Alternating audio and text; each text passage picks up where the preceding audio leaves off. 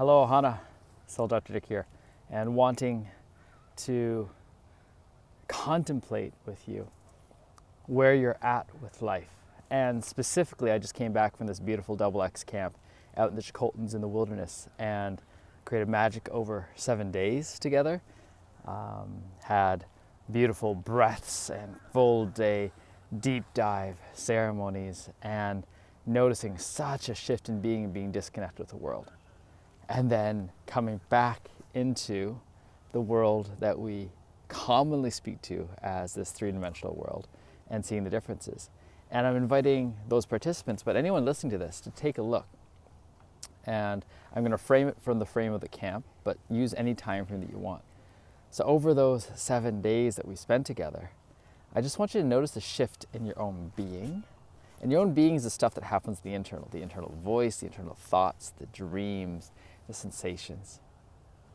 And then notice the shift in the doing.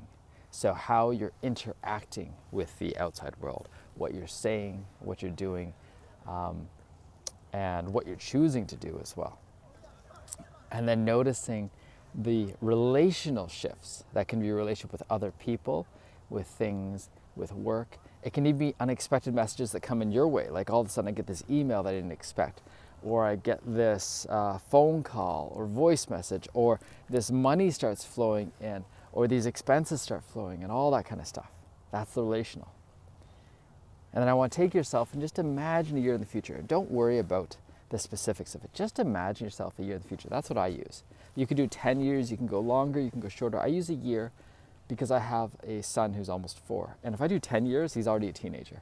If I do a year, he's going to be completely different, but he's still going to be that stage of the first 7 years of his life. And just imagine the person I want to be, not just the inside, the feelingness of it all, but the doingness and the relation to those, especially those closest to me. And then from there, taking a look, from before the camp till at the end of camp before we flew back in, what was the percent change that I felt in terms of my own beingness between who I was at that very moment to who I can see myself to be? And that's kind of your internal thoughts, your dialogue, all that stuff. Like, how's that voice shifted? How's it shifted more into I love you, I see you, I accept you, I am that I am? All those I am statements, how have they shifted? And notice that percentage. And then take a look at the percentage of change in the doingness. What do I actually say out loud? Do I say every day, today's going to be a wunderbar day? Or those other words that we say, or I shoulds, or I haves, or all those things. Right? Or what are the actions of doing? Am I actually splitting wood regularly just to be in a meditative state? Or am I running around frantically? And then finally taking a look at that relational state. And looking at that and how am I interacting with those that I'm closest to? How are these interactions going? How am I interacting with the land that I'm on, the house that I'm in, the work that I'm doing? The money that's coming in, the expenses that are coming in, the car that's cutting me off. Notice all those parts. And notice in general, most likely, your beingness will have shifted the most, especially if you imagine the time just before you left XX camp. Like for me, I'm even 50% being shift. In the doingness, the words, the actions, maybe even 20, 25, 30% before I left X camp. And in the relational part, the way we related with each other, maybe even 15, 20%, just completely shifted. And then noticing as I get back and I'm with my family again, and not to blame them, but all that goes down a little bit. Because there's these extra things that come up, it feels like.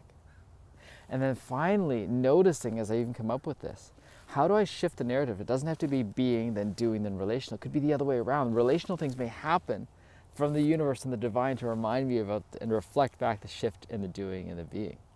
So I can let that lead as well. Right? I'm not going to say, I've got to wait till I get to this level of beingness and doingness before I can have all of this, let's go for this, money flow in to be able to create evidence of the freedom, the abundance, and all this stuff. Maybe it's okay to win the lottery first because that's amplifying the things that have already shifted. And then can I actually step into it and allow that to be an amplification instead of pushing it away and saying, no, I don't deserve this yet, right?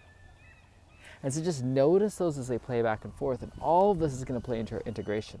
And I'm leaving this message for specifically X Camp, but I'm also creating the video for everyone because this is a way I'm inviting you to take a look at the world. And these models, these frameworks will keep shifting, and let them keep shifting.